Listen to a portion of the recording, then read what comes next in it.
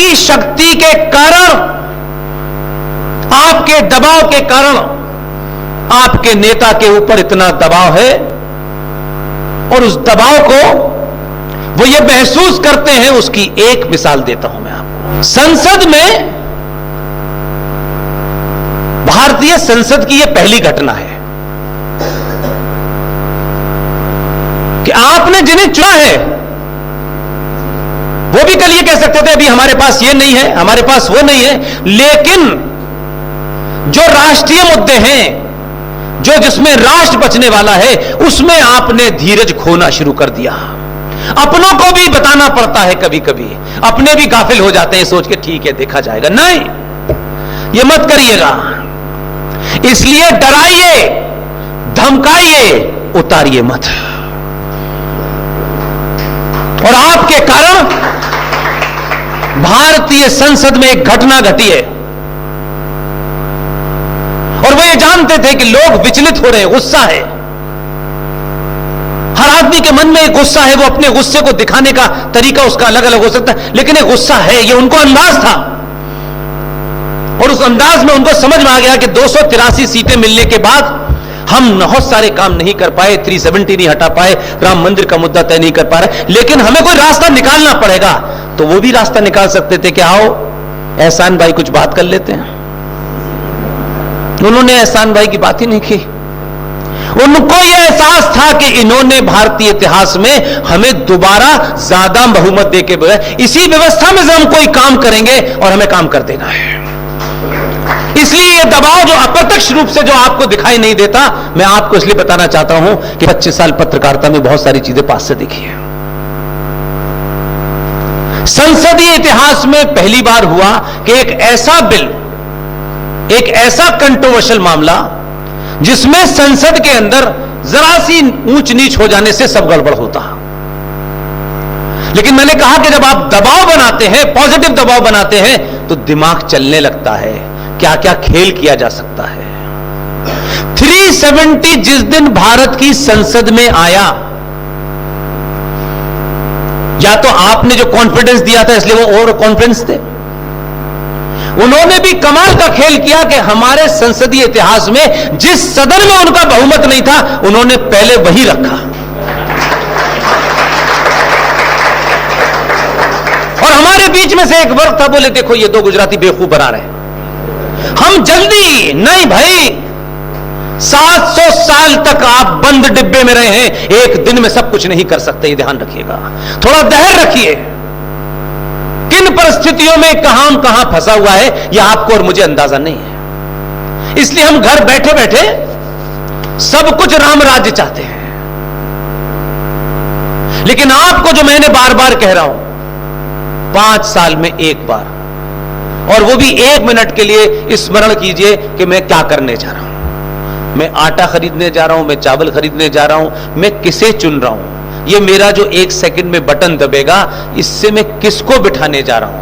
वो ठाकुर है, ब्राह्मण है, बनिया है, दलित है, ये महत्व नहीं है। मैं जिसके लिए बटन दबा रहा हूं उससे 5 साल तक मैं सुरक्षित रहूंगा, ये सोच के दबाइए।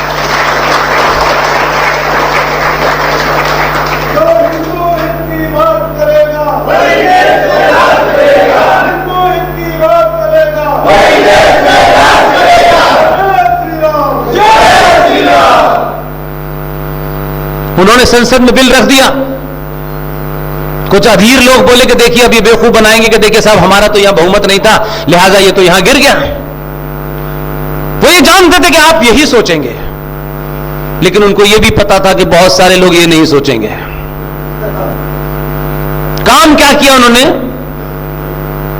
राज्यसभा में बिल रखा और बिल पे बहस की। और इतने समझदार थे कि हमारी पार्टी में भी बहुत सारे हैं, बहुत सारे जो पुरानी दलाली भी खत्म नहीं हुई है, जो पेमेंट हुए थे पुराने वो खत्म तो हुए नहीं अभी। उनको मालूम था इन दोनों को कि बहुत से ऐसे खिलाड़ी हैं जो ये काम करते हैं, वो जानते थे।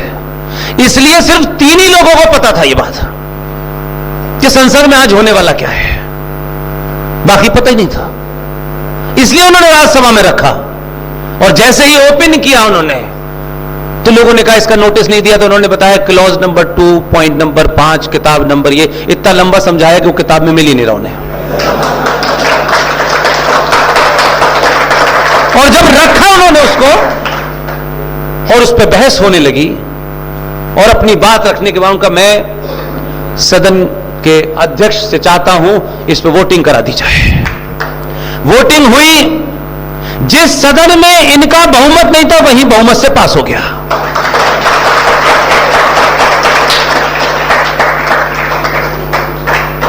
बहुत देर तक लोग परेशान रहे। कुछ लोग पीछे मुड़ के देख रहे थे कि मेरी आलू से सोना बनाने वाली फैक्ट्री के वर्कर कहां हैं।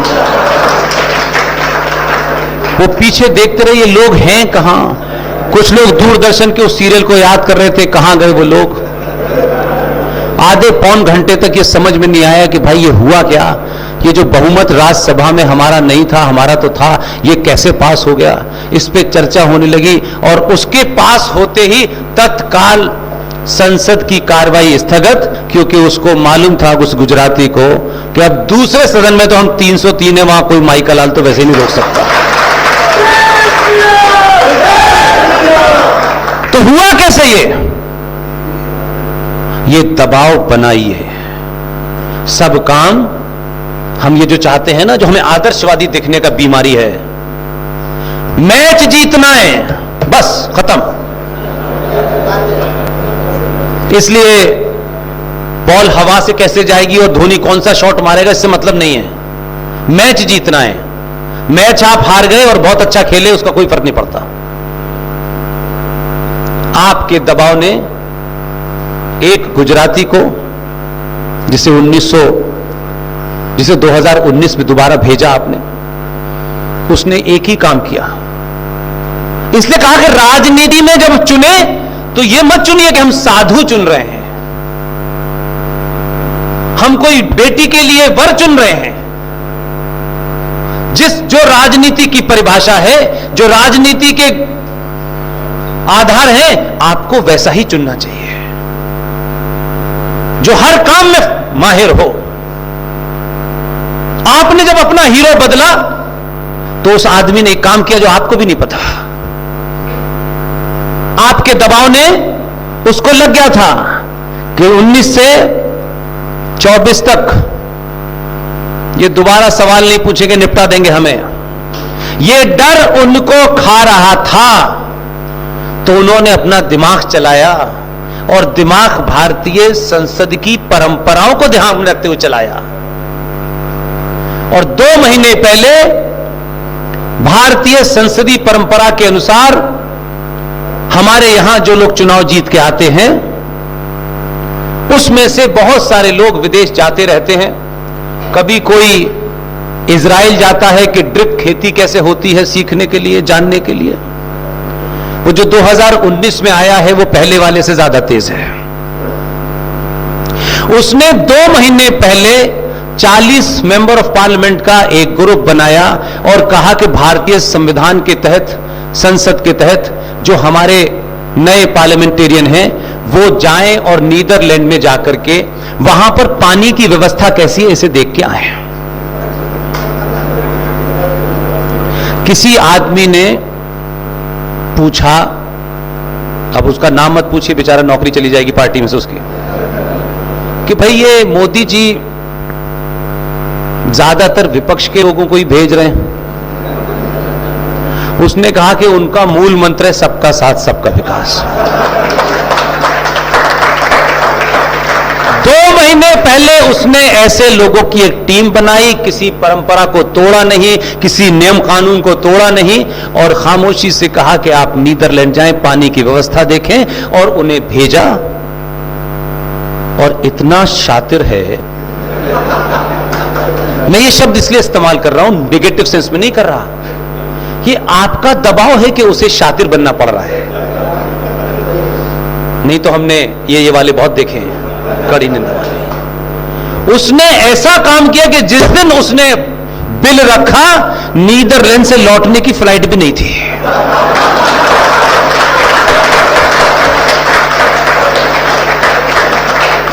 बिल पास हो गया। अब यह भी नहीं कह पा रहे कि भाई देखिए ये तो परंपराओं का उल्लंघन है, कोई बेईमानी करी है। बिल्कुल साफ सुथरा खेल खेला उसने। तो मैं सिर्फ आपको बताना ये चाहता हूं, कहना ये चाहता हूं कि आप 50 चीजें करिए, अपनी जाति पे खूब घमंड कीजिए, जो दिल चाहे करिए, लेकिन जाति आपकी पहचान है और वो निजी है। घर की चौखट के अंदर जो भी आपकी निजी पहचान है उसे वही रखिए, जब चौखट से बाहर निकलिए तो सिर्फ सनातनी होकर निकलिए। इसलिए आज जब छोटी छोटी बातें होती हैं, आपके राज्य में कांग्रेस की सरकार है, जरा पूछा तो करिए, अपने डिस्कोर्स में तो लाइए, चौराहों और पुलियों पे बात तो कीजिए भाई।